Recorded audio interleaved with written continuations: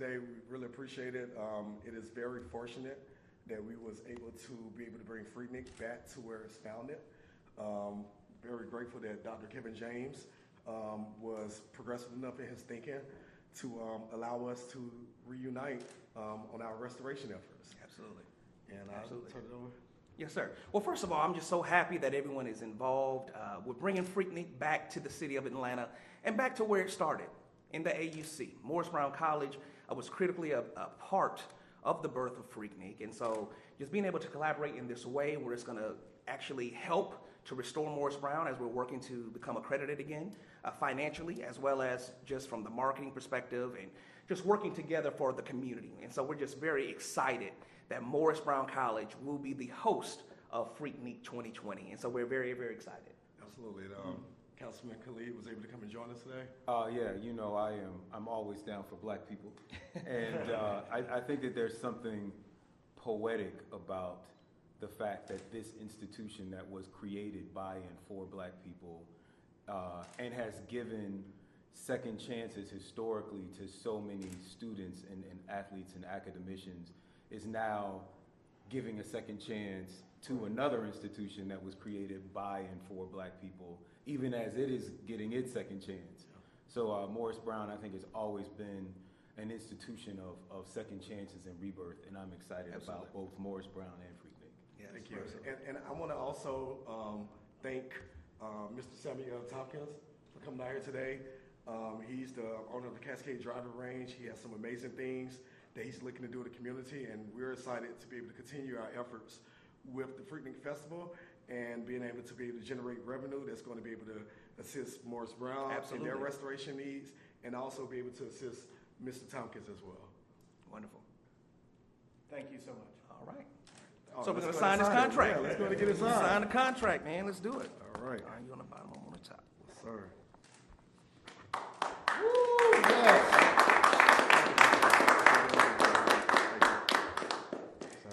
Thank you, everybody. Thank you. Thanks, everybody. Yes, sir. Thank you so much. Hey, man. Thank you so much. Yes, talk about, you kind of mentioned it, but what's this going to be for Morris Brown? Yes. So Morris Brown College, we are working to restore the institution. We've been unaccredited for the last 18, 19 years. And so our goal is to become a candidate for accreditation this year. And I foresee the only thing standing in the way, the major thing standing in the way, are the fiscal resources. And so bringing Freaknik to Morris Brown College is definitely going to help us to raise the dollars needed to become restored. And as we were negotiating this deal, I told him, I said, listen, when it comes to community, Morris Brown wants to be the center of the community regarding raising dollars for the institution. And so we anticipate on doing very well this year with doing that. And it's all going back to helping Morris Brown get our accreditation back. I guess talk about what the plans are for the festival this year. Oh yeah, so now that we're actually have a home again, the biggest thing for us is we're able to now not just double down on our community efforts, but really triple down on it, because we already was having plans to help Mr. Tompkins be able to do a lot of things he wanted to do this summertime for his kids. We was going to have American Kinetics here doing sexual education. We was going to do voter registration drives, career fairs. But now, in addition to all the positive stuff that we was looking to do, we're also and we have the confidence in knowing that we're also helping Morris Brown to be able to achieve their goals as well. And in summation, it's priceless. Yes. It's priceless. Okay. You want to talk about what it's going to mean to the community? So Slide that down towards him. we Just were the microphone slide right there. That's good, yeah. we were looking. My name is Councilman Khalid. I represent South Fulton, which is Atlanta's new twin city and the blackest city in America. So I am always, I have an agenda of encouraging us as a city to be more self-reliant and to focus inwards and developing our own economic strengths.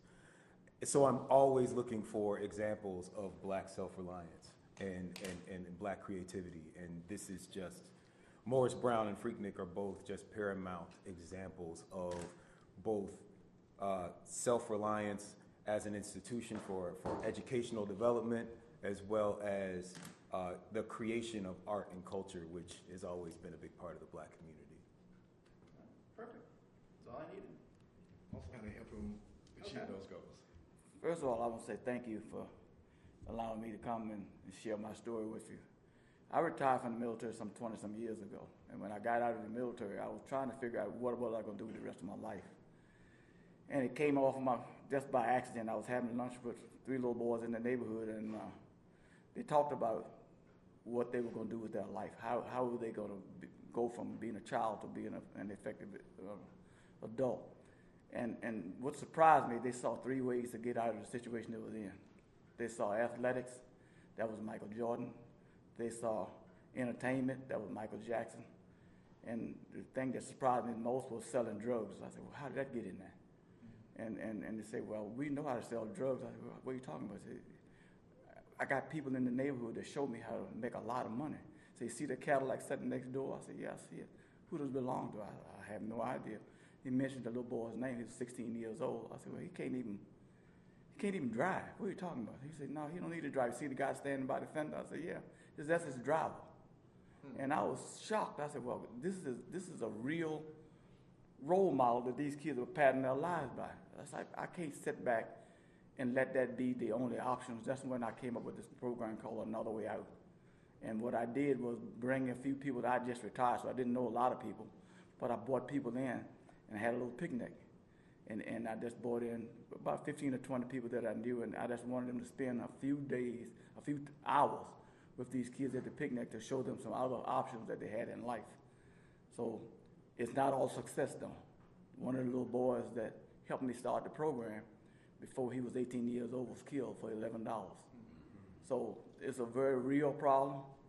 And what happened as things began to explode, I didn't realize just how much success I was going to get, but I had people from a lot of different organizations coming in, donating time and money and stuff. And next thing I know, we were having festivals that hosted over 35,000 people in 2 days, right down at the driving range. So those things made me believe that I can almost do anything to help these kids. But as things turned out in the late 2000s, money got tight, things began to go down. And even though I needed to do more, I was not able to do what I was doing all along. So for the last 8 or 10 years, it's just been doing just what you can. I refuse to give up and stop because I don't have the resources to do what I used to do. Because if I save one child, I've still done more than just walk around saying, woe is me. I'm not going to do that.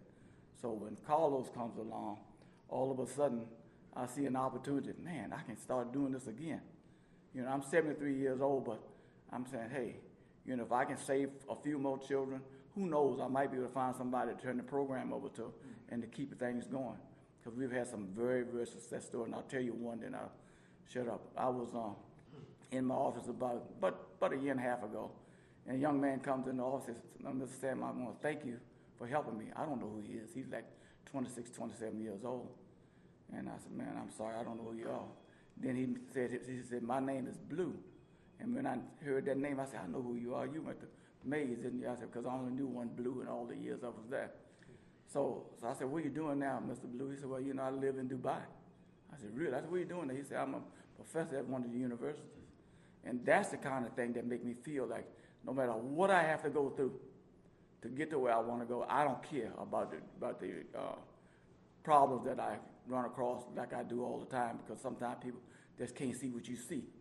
So I understand that. And when Carlos comes along, and you know what we've been going through, you know, that it's like he was a godsend, because I was like almost at the point where I felt like I want to give up, but I know it's not in me. My mom told me when I left home to go to college, she said, do one thing for me. I said, what? Promise me that you're never going to give up, that you're never going to stop trying. And that's all I try to instill in these kids, because when he said, he thanked me, he said, you didn't make me a professor, or you didn't make me go to Dubai, but you made me believe in myself. And that's all it's about anyway.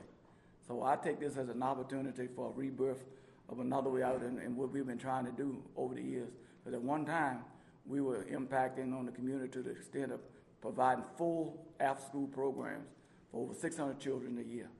So I want to get back there again. We need that. When you have 80 carjackings in the 2 gas stations right next to me in a year, 87. That's not going to work. Not if we're trying to help turn society around. So this situation with the thing that you're having is going to help us. Because if we don't help the kids that's in our college, these are our tomorrow leaders. What are we going to do? You know, why are we going to turn these kids? This is the cream of the crop. Yeah. Thank you. That's all I need to say, I guess. Thank you.